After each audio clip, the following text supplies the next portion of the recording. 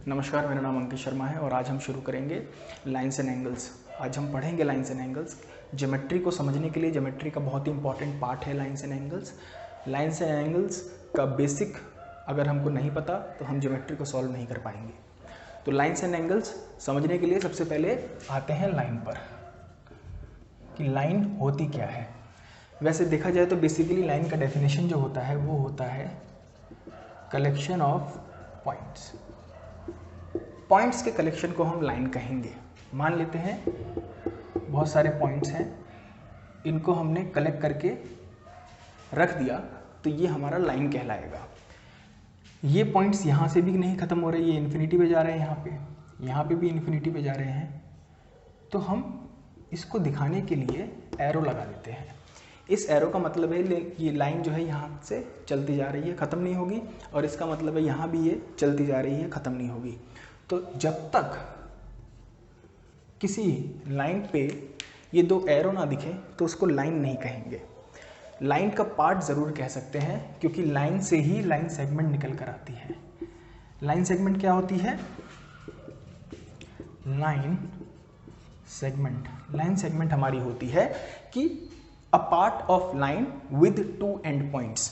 यानी एक लाइन है, उसमें से हमने एक पार्ट को निकाला, ये इसका एक एंड पॉइंट, ये इसका एक एंड पॉइंट, ए बी। तो जब हम ए बी को देखेंगे तो ए बी को हम लाइन सेगमेंट कह सकते हैं। तो लाइन सेगमेंट हमने समझा।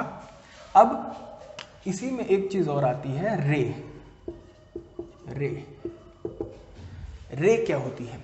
रे भी लाइन का ही एक पार्ट होता है। A part of line with one and point, यानी रे के पास सिर्फ एक एंड पॉइंट होगा, वन एंड पॉइंट, और लाइन सेगमेंट के पास टू एंड पॉइंट होंगे। तो एक एंड पॉइंट, यानी ये सेम यही लाइन है, इसको हमने एक तरफ से काट दिया तो इसको हम ए नाम दे देंगे। राइट साइड यानी इस तरफ से हमने इसको कट ही नहीं करा है, ये चलती जा रही है राइट साइड, तभी ये रे कहलाएगी। ए एक एंड पॉइंट यहाँ पर है, एक एंड पॉइंट, और वहाँ कोई एंड पॉइंट है ही नहीं, वो चलती जा रही है, इसको हम कहेंगे रे। यहाँ पर पॉइंट दिखाने के लिए हम एक कट लगा देते हैं और उसको नाम दे देते हैं बी। तो ये हो गया रे, एक एरो एक एंड पॉइंट। ये तो हमारा लाइन का बेसिक है, इसके बिना हम एंगल भी नहीं समझ पाएंगे। अब आती है एंगल की बारी।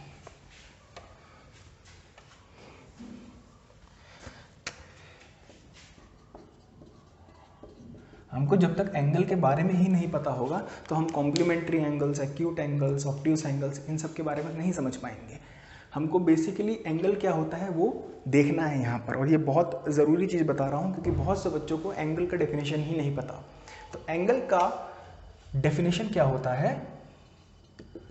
डिस्टेंस कवर्ड बाय अ रे, यानी एक रे कितना डिस्टेंस कवर करती है, या फिर इसको ऐसे भी कह सकते हैं, measure of distance covered by a ray. अब समझेंगे कैसे इसको? हम यहाँ पर एक रे बनाएंगे, मान लेते हैं इसका नाम हमने दे दिया ए बी। ये रे है, एक एंड पॉइंट है और एक यहाँ से चलती जा रही है। ये रे यहाँ पर ऐसे है। अब ये रे डिस्टेंस कैसे ट्रेवल करेगी, डिस्टेंस कैसे कवर करेगी? इसका एक एंड पॉइंट ए है, ये फिक्स है। इस एंड पॉइंट से अगर मैं इस रे को ऐसे चलाऊं, मान लेते हैं ये यहाँ तक चली है, यानी यहाँ से ये रे यहाँ तक चली है,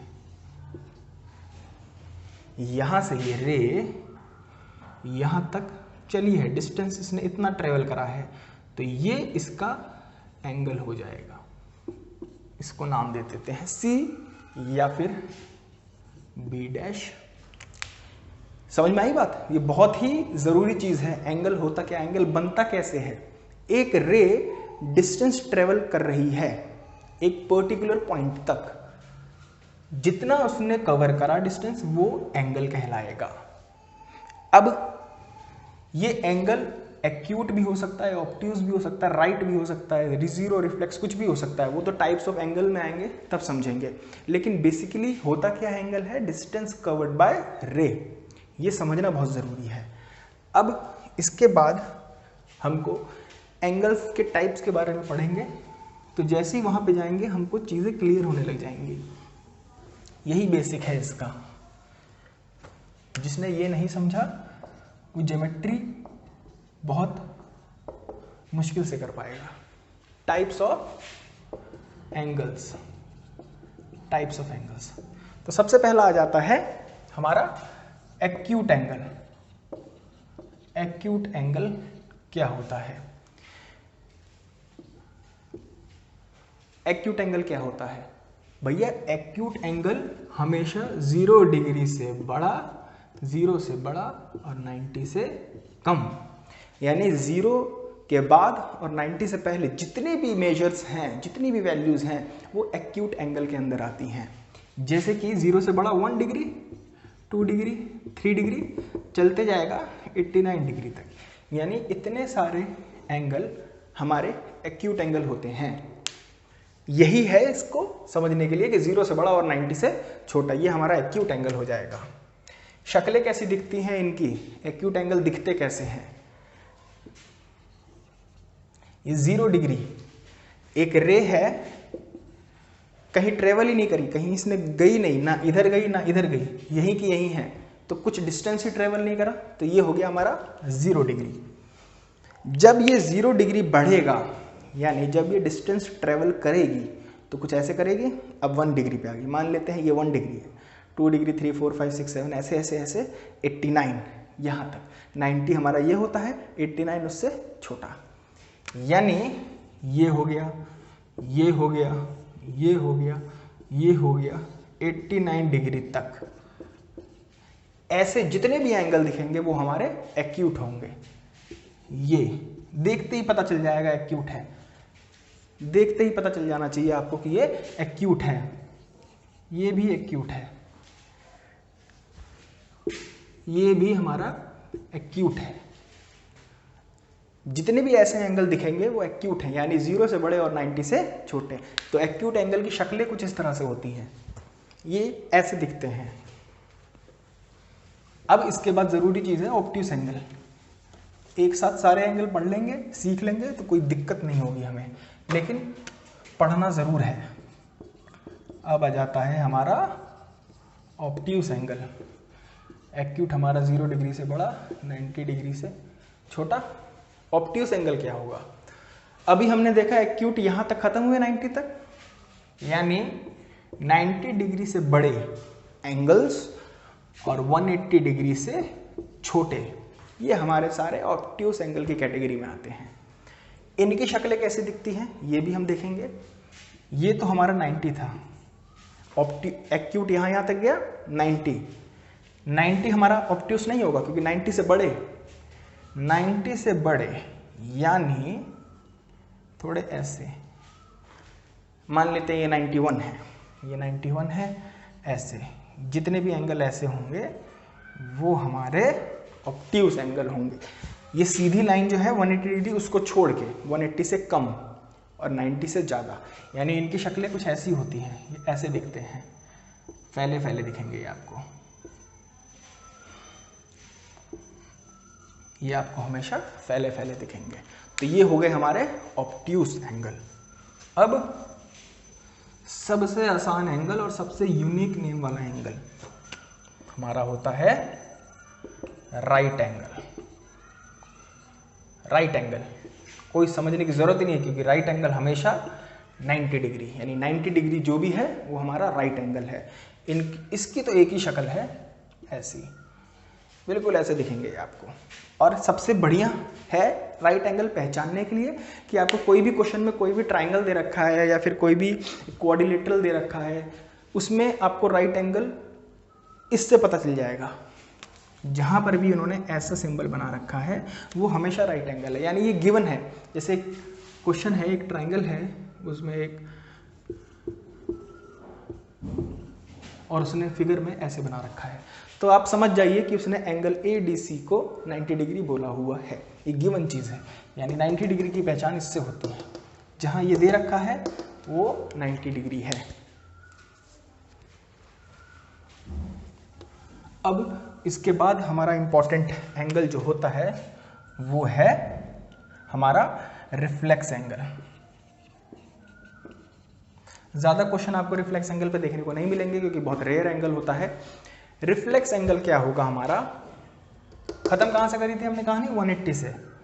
180 डिग्री से बड़ा और 360 डिग्री से छोटा, ये हमारा रिफ्लेक्स एंगल होगा। अब इनकी शक्लें कैसी दिखती हैं, इनकी शक्लें आपको दिखेंगी ऑब्ट्यूस एंगल जैसी, लेकिन एंगल कहीं और बना होगा। यानी रिफ्लेक्स एंगल अगर हम समझें तो मान लेते हैं ये हमारे पास रे है, ठीक है, ये रे मान लेते हैं ये एंगल बना रही है, तो ये एक्यूट है हमारा। लेकिन इसको मैंने एक्यूट इसलिए कहा क्योंकि यहां से यहां तक अगर हमने मेजर करा है तो ये एक्यूट है। लेकिन अगर हम इसको यहां से मेजर ना करें, मान लेते हैं ये जो डिस्टेंस है वो यहां से ना यहां से हुआ है, यानी ये पूरा ऐसे घूमा और घूमने के बाद यहां आ गया, यानी यहां से घूम के यहां आया, तो ये वाला मेजर हमारा होगा रिफ्लेक्स एंगल, ठीक है। ये हमको इसमें भी दिख जाएगा, ये ऑब्ट्यूस है लेकिन हम इसको यहां से ना नापे, अगर यहां से नापे तो ये हमारा रिफ्लेक्स हो गया।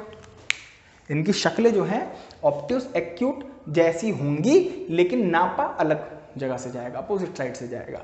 हम यहाँ से ना नापते हुए यहाँ से नापेंगे तो हमको पता चलेगा कि ये रिफ्लेक्स है। बहुत रेयर है, क्वेश्चंस में ज़्यादा नहीं देखा जाएगा, लेकिन समझना तो है ही भी क्योंकि ये बेसिक है। इसको नहीं समझेंगे तो हम ज्योमेट्री नहीं समझ पाएंगे। एक भी चीज़ छोड़नी नहीं है।